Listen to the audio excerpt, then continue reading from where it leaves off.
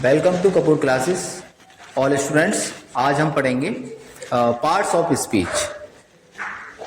Parts of speech को हिंदी में शब्दभेद कहा जाता है।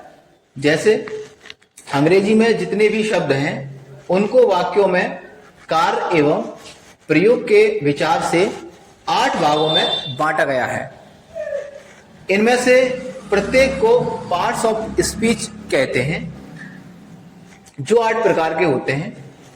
Number 1 noun, number 2 pronoun, number 3 adjective, number 4 verb, number 5 adverb, number 6 prepositions, number 7 conjunctions, number 8 interjections.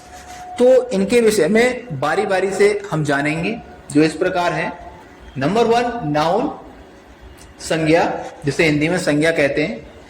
किसी व्यक्ति, जानवर, स्थान या वस्तु के नाम को संज्ञा या नाउन का कहा जाता है।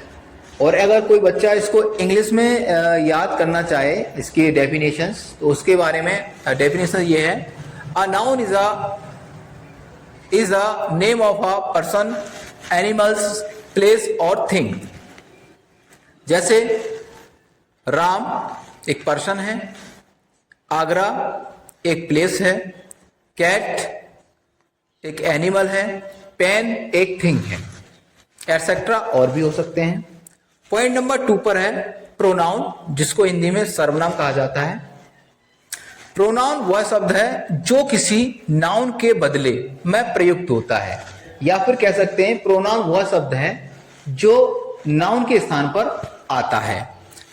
इंग्लिश में अगर डेफिनेशन चाहें तो यहां से कर सकते हैं, a pronoun is a word used in place of a noun. Example जैसे क्या क्या होते हैं वो, he, she, it, I, we, you, they, etcetera आदि।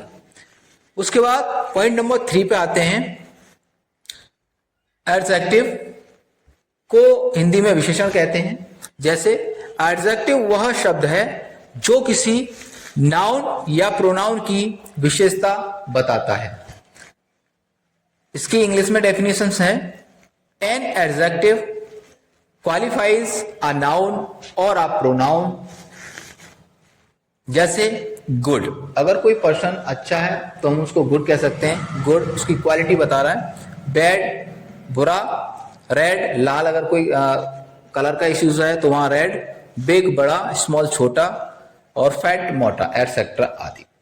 अब यहां पर हमने 3 को अंजाम दे दिया है।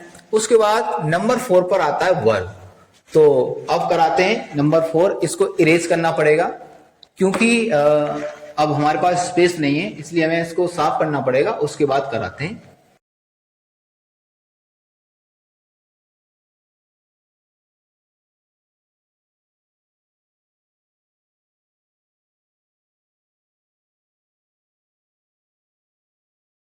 अब देखिए अगला नंबर आता है 4th, वर्ब, जो क्रिया होता है हिंदी में। वर्ब वह शब्द है जिससे कुछ करने या होने का बोध होता है, उसे हम वर्ब कहते हैं। इंग्लिश में इसका डेफिनेशन है, a verb is a word which denotes an actions और स्टेट्स ऑफ बीइंग। अब जो एक्शन वर्ड्स होते हैं वो होते हैं जैसे eat, play, come, go, is, am, are, etcetera आदि। नंबर 5 पे आता है एडवर्ब, जिसे हम हिंदी में क्रिया विशेषण कहते हैं। एडवर्ब वह शब्द है जो किसी वर्ब, एडजेक्टिव या दूसरे एडवर्ब की विशेषता बताता है, उसे हम एडवर्ब कहते हैं। इंग्लिश में इसका डेफिनेशन है, an adverb qualifies a verb, an adjective और अनदर एडवर्ब। जैसे स्लोली, केयरफुली, वेरी, एटसेट्रा। अब बात करें प्रपोजिशंस की, तो प्रपोजिशंस जो होता है, प्रपोजिशंस वह वर्ड है जो प्राय किसी नाउन या प्रोनाउन के पहले आकर उस नाउन या प्रोनाउन का संबंध वाक्यों में प्रयुक्त किसी अन्य शब्द या शब्दों से कराता है।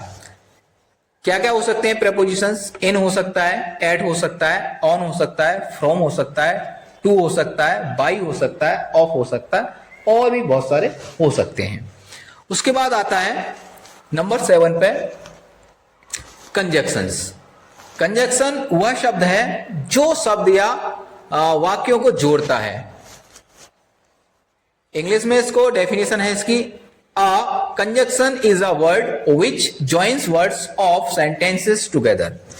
जो वाक्यों को एक दूसरे से जोड़ते हैं, जो बीच में कनेक्ट वर्ड्स होता है, उसको कंजक्शंस कहते हैं, जैसे एंड, बट और एटसेट्रा। नंबर 8 पे आता है इंटरजेक्शंस। इंटरजेक्शंस वह शब्द है जिससे आकस्मिक खुशी, दुख, आश्चर्य या घृणा का भाव व्यक्त होता है। An interjection is a word which express some sudden feelings or emotions। जैसे एलास दुख के लिए आता है, आह, हेलो और हुर्रा खुशी के लिए आता है, एटसेट्रा आदि। तो आज की वीडियो हमारी पार्ट्स ऑफ स्पीच पर थी, और कल का जो हमारा वीडियो आएगा वो आएगा नाउन्स के ऊपर, नाउन्स, काइंड्स ऑफ नाउन्स। ठीक है ना? Thank you for watching.